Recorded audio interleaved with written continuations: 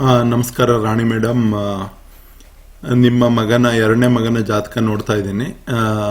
ಅವನ ಜಾತಕದಲ್ಲಿ 16 ಜನವರಿ 2009. ಒಂದು ನಿಮಿಷ ಇದನ್ನ ನೋಡ್ಬಿಡೋಣ. ನಾನು ಕರೆಕ್ಟಾಗಿ ಹಾಕಿದ್ದೀನ ಇಲ್ಲ ಅಂತ ನೋಡ್ಬಿಡೋಣ. 16 ಜನವರಿ 2009, 4:42 ತುಮಕೂರು ಕರೆಕ್ಟಾಗಿ ಹಾಕಿದ್ದೀನಿ ಅಂತ ಅಂದ್ಕೊಂಡಿದ್ದೀನಿ. ನಿಮ್ಮ ಮಗನಿಗೆ ಬೇಸಿಕಲಿ ಇವಂದು ಈಗ ನೋಡಿ ಲಗ್ನ ಇದರಲ್ಲಿ ಮಿಥುನದಲ್ಲಿ ಯಾರ್ಯಾರು ಇರ್ತಾರೆ, ಬೇಸಿಕ್ ಪ್ಲಾನೆಟ್ಸಿಗೆ ಹೋಗಿ ನೋಡಬೇಕು. ಲಗ್ನ ಆರಿದ್ರ, ಸೊ ರಾಹು ನಕ್ಷತ್ರ, ರಾಹು ಇವರಿಗೆ ಏನಾಗ್ತಾನೆ? ರಾಹು ಇವರಿಗೆ ರಾಹು ವಿಪತ್ತು ಆದಂಗೆ ಆಗ್ತಾನೆ. ನೀವು ಇಲ್ಲಿ ಬೇಸಿಕಲಿ ಮಾರ್ಸ್ ಕಸ್ಪ ಇದಿದೆ, ಸಿ ಇದೆ, ಕಂಬಷನ್ ಇದೆ, ಮರ್ಕ್ಯುರಿ RC ಇದೆ. ಆರ್ ಅಂದ್ರೆ RC ಇದ್ರೂ ಆರ್ ಅಂತ ಸ್ವಲ್ಪ ತಗೋಬೇಕು. ಜುಪಿಟರ್ ಕಂಬಷನ್ ಆಗಿದೆ, ಯಾಕೆಂದ್ರೆ ಅದು ಸೂರ್ಯನ ಬಳಿ ಇದೆ. ಸ್ಯಾಟರ್ನ್ ರೆಟ್ರೋಗ್ರೇಡ್ ಆಗಿದೆ. So Saturn retrograde, Mercury retrograde, so it's all retrograde ಇದ್ದಷ್ಟು ಒಂಥರ ಒಳ್ಳೇದು ಅಂತಾನೆ ನಾನು ಕರಿತೀನಿ. ಏನೋ ಒಂದು ಸ್ವಲ್ಪ ಸ್ಪೆಷಲ್ ಕ್ವಾಲಿಟೀಸ್ ಇರ್ತವೆ. ಸೊ ಬುಧ ಲಗ್ನಾಧಿಪತಿ ಬುಧ ಎಲ್ಲಿದ್ದಾನೆ? ಬುಧ 8ನೇ ಮನೆಯಲ್ಲಿದ್ದಾನೆ. ಲಗ್ನಾಧಿಪತಿ 8ನೇ ಮನೆ. ಹೈಯರ್ ಕ್ಲಾಸ್ ನೀವು ಅಟೆಂಡ್ ಆಗಿಲ್ಲ ಅಂತಂದ್ರೆ ಅಟೆಂಡ್ ಮಾಡಬೇಕು. ಆದ್ರೂ ನೀವು ಮತ್ತೆ ಗುರೂಜಿಯವರ ಶಿಷ್ಯಂದಿರು ಅಂತ ನಾನು ಹೇಳಲಿಕ್ಕೆ ಇಷ್ಟಪಡ್ತೀನಿ. ವೆನ್ಎವರ್ ಸ್ವಲ್ಪ ಇಂಗ್ಲಿಷಲ್ಲೂ mix, whenever there is a Mercury ಲಗ್ನಾಧಿಪತಿ is in 8th house, then that shows it is not good sometimes. So but don't go with that. Basically Jupiter is also in 8th house.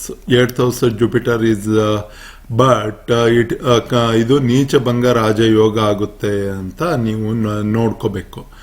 ಗುರು ಇಲ್ಲಿದ್ದಾನೆ, ಅವನ್ ನೀಚ ಭಂಗ ರಾಜಯೋಗ ಆಗುತ್ತಾ ಇಲ್ಲ ನೋಡೋಣ. 5-6 conditions ಇದಾವೆ. ನೀಚ ಭಂಗ ರಾಜಯೋಗ ಆಗ್ಬೇಕು ಅಂತಾನೆ ಬಹಳ ಕಂಡೀಷನ್ಸ್ ಮಾಡಿರ್ತಾರೆ. ಸೊ 7ನೇ ಮನೆ, 8ನೇ ಮನೆಯಲ್ಲಿ ಗುರು ಇರೋದು ಒಳ್ಳೇದು, ಒಂದನೇದಾಗಿ. ಆಮೇಲೆ ಬುಧ 8ನೇ ಮನೆಯಲ್ಲಿದ್ದಾನೆ, ಲಗ್ನಾಧಿಪತಿ ಬುಧ 8ನೇ ಮನೆಯಲ್ಲಿದ್ದಾನೆ ಅಂದರೆ that is also kind of good. Rahu 8ನೇ ಮನೆಯಲ್ಲಿದ್ದಾನೆ. ಈಗ ನಿಮ್ಮ ಪ್ರಶ್ನೆ ಏನು, ರಾಹು 8ನೇ ಮನೆಯಲ್ಲಿದ್ದರೆ ಒಳ್ಳೇದು ಕೆಟ್ಟದ್ದು ಅಂತ. ಬೇಸಿಕಲಿ ರಾಹು 8ನೇ ಮನೆಯಲ್ಲಿದ್ದರೆ ಇದು ಏನಂದ್ರೆ KSD KSY ಅಲ್ಲ.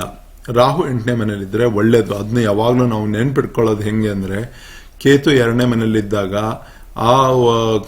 ನಿಮ್ಮ ಮಗ ದುಡ್ಡಿನ ಹಿಂದೆ ಓಡಾಡ್ದೇನೆ ಇದ್ರ ಹಿಂದೆ ಓಡಾಡಬೇಕು. ಅದರ ಹಿಂದೆ ಏನಾದರೂ ಒಂದು ಸಾಧನೆ ಮಾಡಲಿಕ್ಕೆ ಓಡಾಡಬೇಕು. ಆ್ಯಂಡ್ ಮೋರ್ ಓವರ್ ಇಲ್ಲಿ ಶನಿ ನೋಡಿ, ಇದು ಸರ್ ಒಂದು ಬೇಸಿಕ್ ಆಗಿ ಬ್ಯೂಟಿಫುಲ್ ಟಿಪ್ ನಮ್ಮ ಹೈಯರ್ ಕ್ಲಾಸಲ್ಲಿ ಕೊಟ್ಟಿದ್ರು. ಶನಿ ಚಂದ್ರನ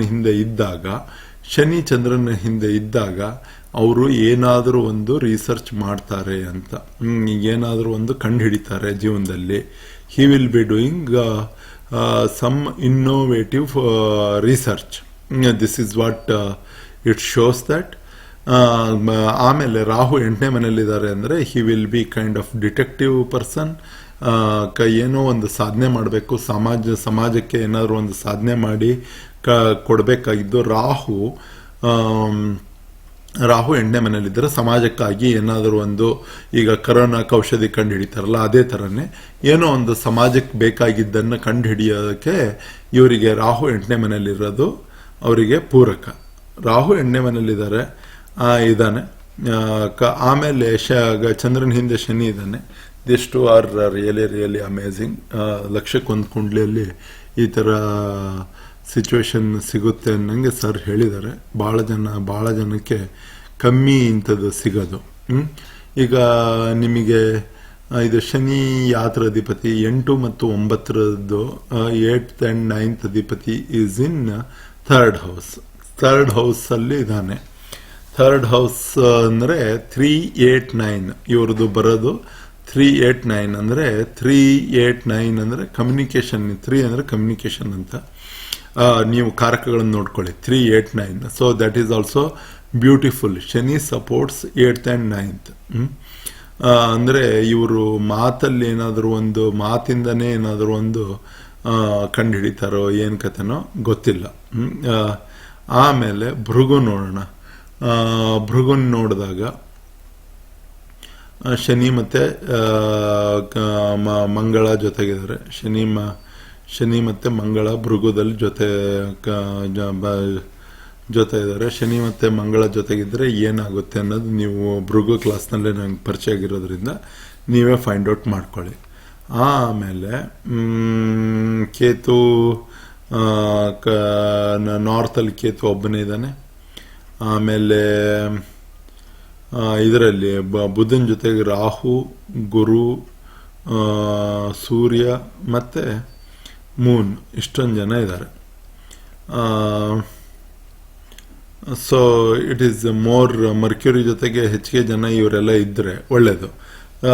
ಭೃಗುದಲ್ಲಿ ಏನಂತಾನೆ, ರಾಹು ಮತ್ತು ಚಂದ್ರನ ಕಳ್ಳ ಅಂತ ಕರೀತಾನೆ. ಭೃಗುದಲ್ಲಿ ರಾಹು ಮತ್ತು ಚಂದ್ರ ಜೊತೆಗಿದ್ರು ಅಂದರೆ ಅವರು ಓದ್ಲಿಕ್ಕೆ ಸ್ವಲ್ಪ ಕಳ್ತನ ಮಾಡ್ಬೋದು ಅಂತ ಅಂದ್ಕೊಳ್ಳಿ. So he don't want to study everything. ಆಮೇಲೆ ಸ್ಯಾಟರ್ನು ಇದು ಆಗಿದೆ. Saturn is retrograded. So Saturn will be with Ketu ಮತ್ತು ಸ್ಯಾಟರ್ನ್ ಇದ್ದಾಗ ಜಾಬ್ಗಳಲ್ಲಿ ಬ್ರೇಕ್ ಇರ್ತವೆ. ಈಗೆಲ್ಲ ಅವನು ಸ್ಟಡಿ ಮಾಡ್ತಾ ಇರೋದ್ರಿಂದ, ಈಗ ಅವನು ಇನ್ನೂ ಸಣ್ಣ ಹುಡುಗ, ಸ್ಟಡಿ ಮಾಡ್ತಾ ಇರೋದ್ರಿಂದ focus on Mercury, Saturn, Jupiter, Rahu. Guru ಎಷ್ಟನೇ ಅಧಿಪತಿ? 7ರ ಅಧಿಪತಿಯಾದ ಗುರು, 7 ಮತ್ತು 10ರ ಅಧಿಪತಿಯಾದ ಗುರು 8ರಲ್ಲಿದ್ದಾನೆ. ಅಂದರೆ 7, 8, 10 ಆಗುತ್ತೆ. ನೋಡೋಣ 7, 8, 10. ಈಗ ಇವರು ತಾರಾಬಲದಲ್ಲಿ ಏನು ಹೇಳ್ತಾರೆ ಅಂತ ನೋಡ್ಕೊಳ್ಳೋಣ. ತಾರಾಬಲಕ್ಕೆ ಬಂದರೆ ಚಂದ್ರ ಹಸ್ತದಲ್ಲಿದ್ದಾನೆ. ಅದು ಚಂದ್ರನ ನಕ್ಷತ್ರದಲ್ಲೇ ಇದ್ದಾನೆ. ಸೊ ದ್ಯಾಟ್ ಈಸ್ ರೋಹಿಣಿ, ಹಸ್ತ ಮತ್ತು ಶ್ರವಣ. ರೋಹಿಣಿ, ಹಸ್ತ ಮತ್ತು ಶ್ರವಣದಲ್ಲಿ ಚಂದ್ರ ಇದ್ದಾನೆ. ಅದು ಒಂದು ಒಳ್ಳೆಯದು. ಆ್ಯಂಡ್ ಹಸ್ತ ನಕ್ಷತ್ರಕ್ಕೆ, ಹಸ್ತ ಮತ್ತು ಚಿತ್ತ ನಕ್ಷತ್ರಕ್ಕೆ ವಿಶೇಷವಾಗಿ ಶನಿ ಇದು ಇದ್ದೇ ಇರುತ್ತೆ. That is one. ಸೂರ್ಯ ಉತ್ತರ ಆಷಾಢದಲ್ಲಿ ಸೂರ್ಯ ಇದ್ದಾನೆ. ಉತ್ತರ ಆಷಾಢದಲ್ಲಿ ಸೂರ್ಯ ಇದ್ದರೆ ಅದು ಸೂರ್ಯನ ನಕ್ಷತ್ರದಲ್ಲೇ ಸೂರ್ಯ ಇದ್ದಾನೆ. ಸೊ ಸೂರ್ಯ ಇವರಿಗೇನು ಉತ್ತಮ. ಸೊ ಸೂರ್ಯ ಈಗ ಉತ್ತಮ. ಸೂರ್ಯ ಉತ್ತಮ ಆಗಿದ್ದು 8ರಲ್ಲಿದ್ದಾರೆ ಅಂತಂದರೆ, ಆಮೇಲೆ 8ರ ಅಧಿಪತಿ ಇವರಿಗೆ 3ನೇ ಮನೆಯಲ್ಲಿ ಕುತ್ಕೊಂಡಿರೋದ್ರಿಂದ 389 ಸ್ಯಾಟರ್ನ್ ನೋಡೋಣ. ಸ್ಯಾಟರ್ನ್ 489 389. ಒಂದು ನಿಮಿಷ. ಸ್ಯಾಟರ್ನ್ 389. ಸೊ ಸ್ಯಾಟರ್ನ್ 389 8ನೇ ಮನೆಯಲ್ಲಿ ಸೂರ್ಯ ಇದ್ದಾನೆ. ಏನೋ ಒಂದು ಕಮ್ಯುನಿಕೇಷನ್ನಲ್ಲೋ ಸೇಲ್ಸಲ್ಲೋ ಯಾವುದ್ರಲ್ಲೋ ಒಂದು ಉತ್ತಮವಾಗಿದ್ದನ್ನು ಪಡಿತಾರೆ ಅಂತ ಅನ್ಕೋಬೇಕು. ಇಷ್ಟು ಸಣ್ಣ ವಯಸ್ಸಿನಲ್ಲೇ ಇಷ್ಟೊಂದೆಲ್ಲ ತಲೆ ಕೆಡಿಸ್ಕೊಳ್ಳೋ ಅವಶ್ಯಕತೆ ಇಲ್ಲ. ಈಗ ದಶಾಂಶೋತ್ತರಿ 2023ವರೆಗೂ ಮಾರ್ಸ್ ನಡೀತಾ ಇದೆ. ಮಾರ್ಸ್ ಎಷ್ಟನೇ ಅಧಿಪತಿ ಇವರಿಗೆ? 7ನೇ ಅಧಿಪತಿ. 7ನೇದರಲ್ಲಿದ್ದಾನೆ. 6 ಮತ್ತು 10ನೇ ಅಧಿಪತಿ 7ರಲ್ಲಿದ್ದಾನೆ. ಸೊ 2023ವರೆಗೂ ಮಂಗಳ ನಡೀತಾನೆ. ಮಂಗಳ ಏನು ಇವರಿಗೆ? ಮಂಗಳ ಇವರಿಗೆ ಸಂಪತ್ತು ತಾರೆ. ಮಂಗಳ ಸಂಪತ್ತು ತಾರೆ ಅಂದರೆ it should be really really really good. But ಮಂಗಳ ಎದ್ರಲ್ಲಿ ಕೂತ್ಕೊಂಡಿದ್ದಾನೆ?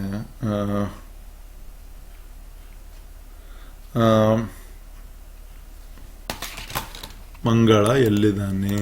ಮಂಗಳ ಪೂರ್ವಾಷಾಢದಲ್ಲಿದ್ದಾನೆ. ಪೂರ್ವಾಷಾಢ ಅಂತಂದರೆ ಶುಕ್ರನ ಇದರಲ್ಲಿದ್ದಾನೆ. ಅದು ಉತ್ತಮನೇ. ಮಿತ್ರ, ಇದು ಮಿತ್ರನಲ್ಲಿದ್ದಾನೆ. ಸೊ ಮಂಗಳ ಚೆನ್ನಾಗಿರುತ್ತೆ. ಈಗ ಸದ್ಯಕ್ಕೆ ಈ ದಶಾನು ಚೆನ್ನಾಗಿರುತ್ತೆ 2023ವರೆಗೂ.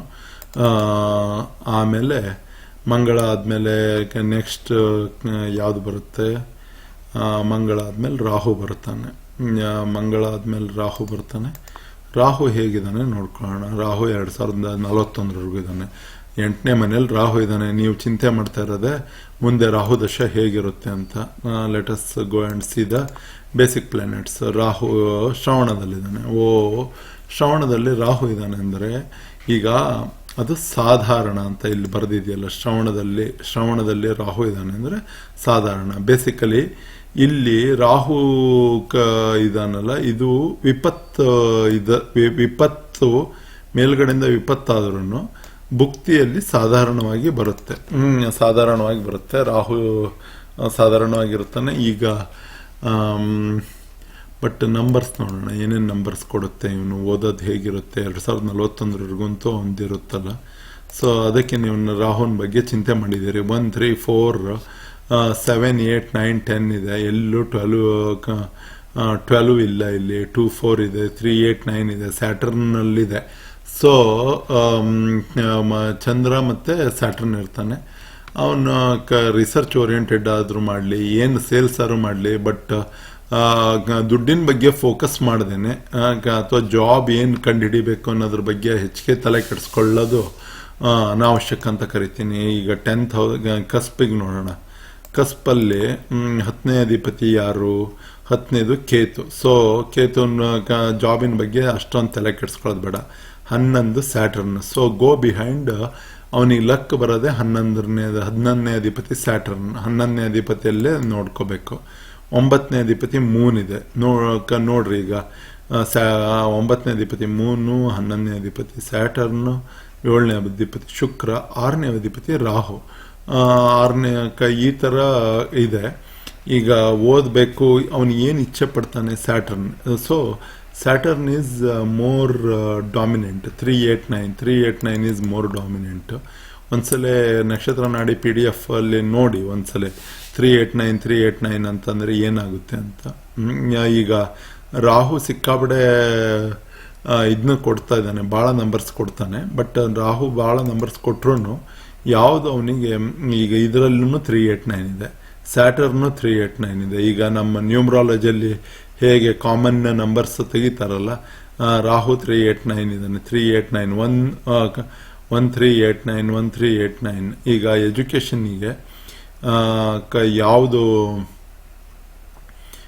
ಮಾರಕ 6 ಮಾರಕನೋ ಯಾವುದು ಮಾರಕನೋ ನೋಡಿ ಎಜುಕೇಷನ್ನಿಗೆ. ಆ ಮಾರಕ ನೋಡಿದ ಮೇಲೆ ಇವರಲ್ಲಿ ಮಾರಕ ನನಗೆ ಎಲ್ಲೂ ಕಾಣಿಸ್ತಾ ಇಲ್ಲ. ಈಗ ಅವನು ಕೆಲಸ ಮಾಡೋಂಥ ಒಂದು ಗುಣ ಬಂದಿದ್ರೆ 6 ಬಂದಿದ್ರೆ ಇಲ್ಲಿ ಕಾಣಿಸ್ತಾ ಇಲ್ಲ. ಆಮೇಲೆ ಇಲ್ಲಿ ಟೋಟಲ್ ಈ ಕುಂಡ್ಲಿಯಲ್ಲಿ ನೋಡಿ 6 ಭಾಳ ಕಮ್ಮಿ ಇದ್ದಾವೆ. 410 ಇದೆ, 510 ಇಲ್ಲ, 510 610 ಇಲ್ಲ. ಅಂದ್ರೆ ಹಠ ಮಾಡ್ತಾರೆ ಅಥವಾ ಹಠ ಮಾಡೋದು ಅಂತ ಗುಣ ಇಲ್ಲ. ಮಾರ್ಸಲ್ಲೇ 6 7 11 ಇದೆ. ಈಗ ಸದ್ಯಕ್ಕೆ ಮಾರ್ಸಲ್ಲಿ 6 7 11 ಇದೆ. ಸೊ ಏನಾದರೂ ಮುಂದೆ ಕೆಲಸ ಕಾರ್ಯದಲ್ಲಿ ಸಕ್ಸಸ್ ಆಗಬೇಕು ಅಂದಾಗ ಸ್ವಲ್ಪ ತೊಗರಿಬೇಳೆ ಅದು ಇದು ಎಲ್ಲ ಇದನ್ನ ನೋಡಬೇಕು. ಈಗ ಅದೆಲ್ಲ ಬಿಡಿ, ಈಗ ಬಹಳ ದೂರದ ಮಾತು. 389 ಕಾಂಬಿನೇಷನ್ ಏನು ಹೇಳುತ್ತೆ? 2 4 389 389 ಜಾಸ್ತಿ ಇರೋದು. 389 ಏನು ಹೇಳುತ್ತೆ ನೋಡ್ಕೋಬೇಕು. ಸ್ಯಾಟರ್ನ್ 389 ಕೊಟ್ಟಿದೆ. ಆಮೇಲೆ ಈಗ 8th ಹೌಸಲ್ಲಿ ಗುರು ಇದ್ದಾನೆ. ಗುರು 7 10 ಅಂದರೆ 7 and 10 ತೋರಿಸ್ತಾ ಇದೆ. 3 7 3 ಅಂತೂ ಇದ್ದೇ ಇದೆ. ಆಮೇಲೆ ರಾಹುದಲ್ಲೂ 389 ಇದೆ. ಆಮೇಲೆ ಸೂರ್ಯನಲ್ಲಿ 3 7 ಇದೆ. So 3 is communication. ಅಂದರೆ ಹೀ ಈಸ್ ಕಮ್ಯುನಿಕೇಷನ್ ಸಖತ ಮಾಡ್ತಾ ಇರ್ತಾನೆ. ಅಂದರೆ he is very good communicator ಅಂತ ಅನ್ಕೊಳ್ತೀನಿ. ನನಗಂತೂ ಅವನ ಬಗ್ಗೆ ನೀವು ಹೆಚ್ಚಿಗೆ ಎಕ್ಸ್ಪ್ಲೇನ್ ಏನು ಮಾಡಿಲ್ಲ. So let us go back to the basic planet. Jupiter, Saturn retrograded ಇದೆ. ಸ್ಯಾಟರ್ನ್ ರೆಟ್ರೋಗ್ರೇಡೆಡ್ ಇದ್ದಿದ್ದು ಸ್ಯಾಟರ್ನ್ ರೆಟ್ರೋಗ್ರೇಡ್ ಆಗೋದ್ರಿಂದ ಏನಾಗುತ್ತೆ, ಸ್ಯಾಟರ್ನ್ ಬಹಳ 20 ವರ್ಷ ಗಂಟಲೆ ನಡೀತಾ ಇರೋಂಥ ಒಂದು ಅದರದ್ದು ಟೈಮು. ಸೊ ಎವ್ರಿ ಟೈಮ್ ಭುಕ್ತಿ ಬಂದಾಗೂ ಅದು ಪ್ರೊಪೋರ್ಷನಲೇಟಾಗಿ ಸ್ಯಾಟರ್ನ್ ಮತ್ತು ಶುಕ್ರ ದೊಡ್ಡ ಟೈಮ್ ತಗೋತವೆ. ಸೊ ಸ್ಯಾಟರ್ನ್ ರೆಟ್ರೋಗ್ರೇಡ್ ಆದರೆ ಅದು ಎಫೆಕ್ಟ್ ಹಾಫ್ ಟೈಮಲ್ಲಿ ಇರುತ್ತೆ. ಅಂದರೆ ಈಗ ಲೇಟಾಗಿ ಸ್ಯಾಟರ್ನ್ ಕೊಡೋದ್ರಿಂದ, ಬಟ್ ಸ್ಯಾಟರ್ನ್ ರೆಟ್ರೋಗ್ರೇಡ್ ಇದ್ದಾಗ ಫಾಸ್ಟಾಗಿ ಕೊಡುತ್ತೆ. So Saturn having Saturn grading is good. Mercury retrograde and ಇದು ಇರೋದ್ರಿಂದ ಏನಾಗುತ್ತೆ ಅಂದರೆ ಅದೇ ಓಲ್ಡ್ ಹಳೇದು ಭಾಳ ಹಿ talks about past and he will be more patriotic about things happened in the past. So all looks good. ನೀವು ಇಷ್ಟೊಂದು ಯಾಕೆ ತಲೆ ಕೆಡಿಸ್ಕೊಂಡಿದ್ದೀರೋ ಗೊತ್ತಾಗ್ತಾ ಇಲ್ಲ ನನಗೆ.